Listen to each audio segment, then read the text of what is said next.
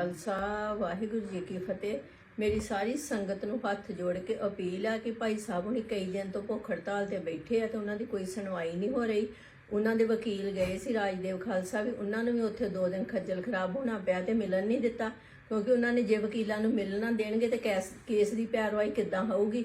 बाकी अहीं भी गए सी ते सानूं भी कई परिवारां नूं भी मिलन नहीं दिता। मेरी पोती सी 7 साल दी गई, उन्होंने भी नहीं इन्हां ने मिलन दिता। ते जिहड़ा अंमृतसर वाला डीसी आ बहुत ज़्यादा वधीकी करन डिया वा, क्योंकि वो कोई सुनवाई नहीं करदा। बाकी ये वा भी सारी संगत नूं अपील आ भी आपां इकट्ठे होइए। 6-7 महीने उन्हां नूं अंदर हो गया, अजे तक उन्हां दा कोई मसला हल नहीं होया, कोई केस नहीं लगा।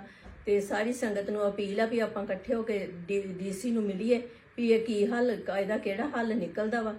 ਤੇ ਕਿਉਂਕਿ ਉਹਨਾਂ ਨੂੰ ਬੜਾ ਦਿਮਾਗੀ ਤੌਰ ਤੇ ਮਾਨਸਿਕ ਤੌਰ ਤੇ ਇਹਨਾਂ ਨੂੰ ਜਿਹੜਾ ਟੌਰਚਰ ਕੀਤਾ ਜਾ ਰਿਹਾ ਭਾਈ ਸਾਹਿਬ ਉਹਨਾਂ ਨੂੰ, ਤੇ ਉਹ ਉੱਥੇ ਪਰੇਸ਼ਾਨ ਹੋ। ਪਹਿਲੀ ਗੱਲ ਤੇ ਉਹਨਾਂ ਨੂੰ ਇੱਥੇ ਪੰਜਾਬ ਦੀਆਂ ਜੇਲ੍ਹਾਂ 'ਚ ਲਿਆਂਦਾ ਜਾਵੇ, ਤੇ ਜੇ ਨਹੀਂ ਤੇ ਜੋ ਵੀ ਪੈਰਵਾਈ ਬਣਦੀ ਆ ਕੀਤੀ ਜਾਵੇ। ਤੇ ਹਾਂ ਅਸੀਂ ਇਕੱਠੇ ਹੋਵੋ, ਸਾਰੇ ਪਰਿਵਾਰਾਂ ਨੂੰ ਬੇਨਤੀ, ਜਿੰਨੇ ਵੀ ਸਿੰਘ ਅੰਦਰ ਵਾ ਸਾਰੇ ਪਰਿਵਾਰ ਇਕੱਠੇ ਹੋਵੋ। ਸਾਰੀ ਸੰਗਤ ਨੂੰ ਵੀ ਅਪੀਲ ਆ ਵੀ ਆਪਾਂ ਇਕੱਠੇ ਹੋਈਏ।